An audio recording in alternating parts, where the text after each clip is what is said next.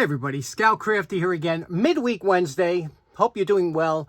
I don't know if what kind of video I'm going to be able to get out of here. I'm supposed to have the, well actually, being that this is Wednesday's video, they came yesterday. I have the inspectors coming down for the meters or whatever. They're doing everybody in the city. I told you because possibly they had a aftermarket company come in and install the upgrades, and maybe they had a few gas leaks, so now they're inspecting everybody's to avoid any lawsuits, I guess. I don't know. But they didn't even tell me what they're coming down to inspect. Electric, gas.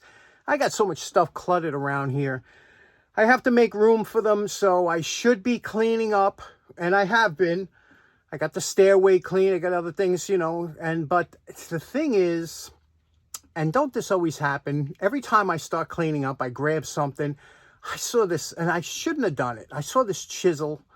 This thing was beat up. It had the worst back I ever saw. Mushroomed over like unbelievable. I said, you know what? Just let me cut this off. Yeah, it's the OCD in me, right? So I cut off the back of the chisel, you know, and then I said, you know what? I had the flap disc in my hand. I said, you know, let me just do a little bit. And what do I wind up doing? I wind up doing the whole thing. But I didn't do a full off restaurant. I just got it cleaned up. Nice, you know? So, and the reason I did it, I got to tell you, the last meeting we went to in Long Island, the Long Island tool meet, was a gentleman there. His name was Tom, and he was from Boston. Boston. He didn't travel down from Boston. He was, I think, visiting some in Syosset. But Tom showed me a picture of his grandfather's tools. His grandfather must have been a mason or something, and he took all his grandfather's masonry chisels and did them up. And boy, I'll tell you something. I was impressed when you see, because you never see those kind of tools cleaned up and polished, right? I mean, this was a tribute to his grandfather. So, Tom, if you are out there and you're watching this, please send me that photograph. I'd like to share it with everybody, because boy, was it nice. He did all his grandfather's tools up, you know, as a tribute to his grandfather. All those masonry chisels and all that stuff. So I like that kind of stuff. So anyway, let's see what we could do. Let me show you what I'm talking about, this chisel that I grabbed, and I shouldn't have started, but I did. Okay, here's that chisel. You can see once I started on it, I said maybe I should film some of this so that you can at least get a kick out of it. So let's see where we go with this.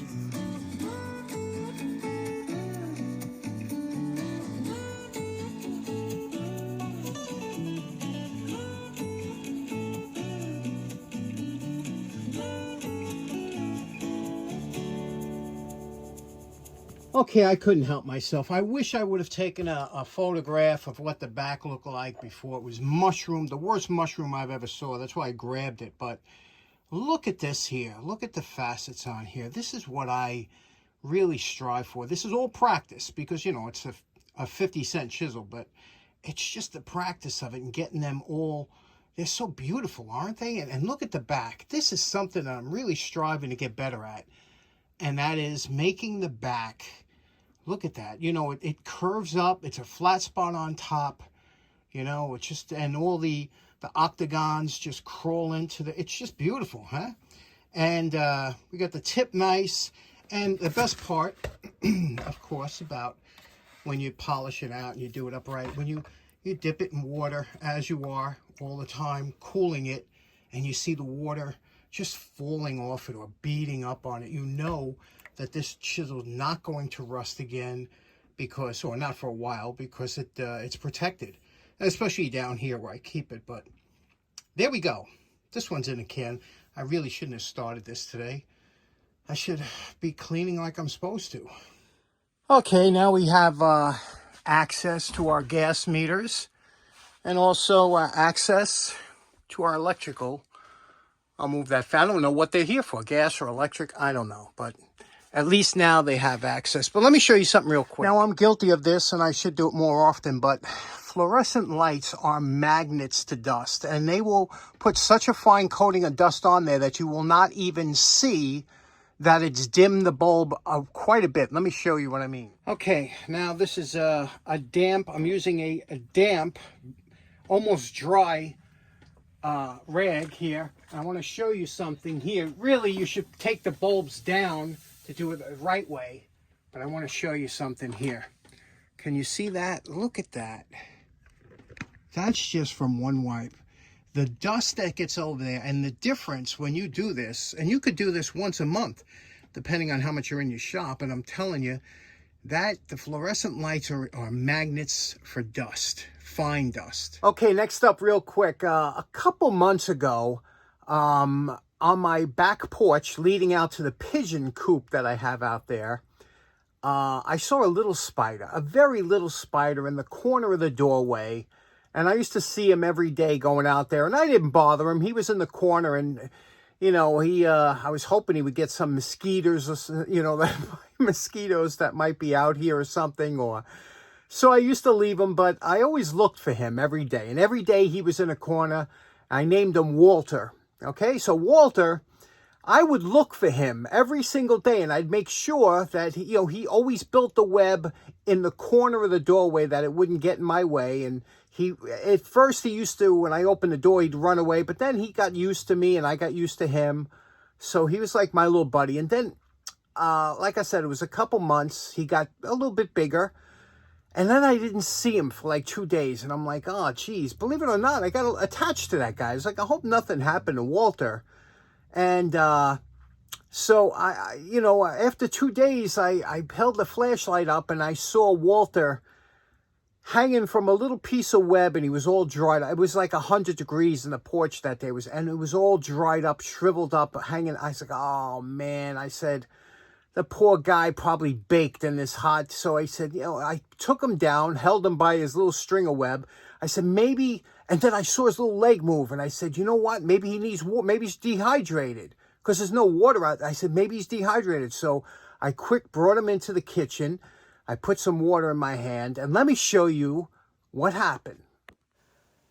Now, what's amazing is when I came in, I put the water in the palm of my hand, and he actually drank from the water. But then I was watching him for a while, and I said, look at this guy. He's molting. Spiders have ectoskeletons, and he was leaving his old skeleton, and the water was helping him slip out of it. So I put him in a jar with a little bit of water there, and then look what happened. After a couple hours, he was up and at him, and then I released him back into the porch where he's now living, I think, in that crack and living the best life. Isn't that something?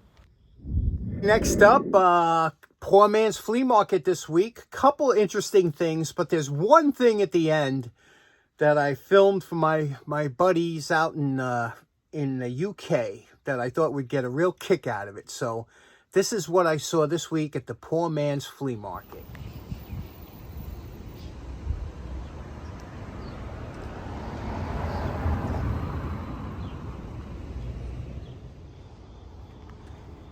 This house just sold the week before, and they were throwing out some big stuff the week before. But notice here, I guess the new people didn't like that hanging light. But you know how I like light fixtures, huh? But I left it.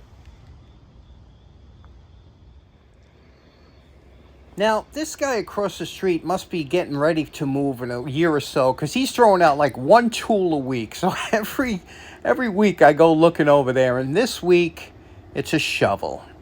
And this is an older one, but you could see every week he throws away one tool. Another house that's recently moving, but you see these keyboards, these Casio synthesizer keyboards. I must have found 6 or 7. They all work. I've never gotten one that didn't work, but I don't take them anymore. And of course, always before Christmas, somebody's throwing out some Christmas ornaments, which I always find funny. Never after Christmas, always before Christmas. I just find that so strange, isn't it?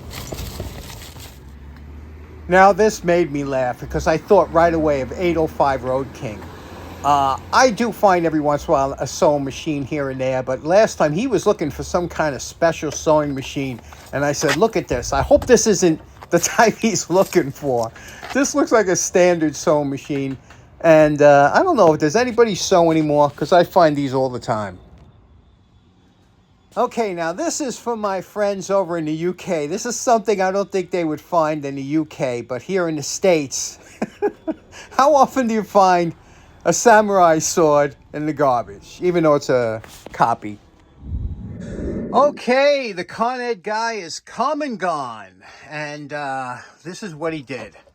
You see over there, that little, you see that? First of all, he checked made sure that there was no gas leaks on any of the meters or connections and everything. But that little box up there is an alarm just for natural gas. And it's actually a speaker, and it says in words, it says, caution, gas leak, get out, risk of explosion. But it also has an audible beeping alarm, and it has 10-year batteries on there. Now, what's also interesting is it's Wi-Fi connected to Con-Edison. So if I do have a gas leak, they'll be notified and they'll tell me, and that's good for 10 years. So pretty cool, huh? As I was walking the inspector down towards the back here, I said, boy, we haven't had an inspector here in years. And I passed by this little, look at this thing I put on the side here. For some reason, once he saw this, I think he cut his visit short.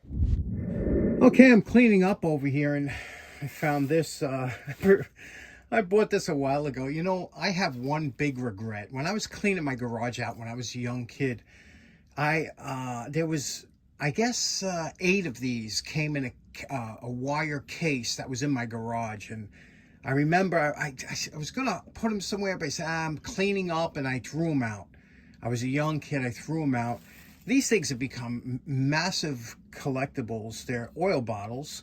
This one here is, you can see the master manufactured. But this is how you used to get oil, and they would dump it in, and then they would refill the bottle out of a bulk container. But I regret throwing out all my oil bottles that were my grandfather's, you know. Stupidity. Because you never know. You know, you're cleaning up, and get rid of it. Let me just wipe this down real quick. First thing when trying to clean up one of these old oil containers, get your tub of towels. I love these things. And the first thing you want to do is get any residual oil and grease, because if you're going to use the fiber wheel, which is great for this, the fiber wheel will really get this up nice without scratching it. You don't want to take this to the wire wheel because it's kind of like a tin. So unless you have a real soft one, but get all the grease off, because this will get impregnated into your fiber wheel. So use your tub of towels, get all this, you know, this is old oil that's been in there for a while, you see? But this will come out nice. See the rust on there? You see that rust? Remember with the fiber wheel, that really will do a nice job on this. And then we'll clean the jar just like you would any glass jar and see what it looks like.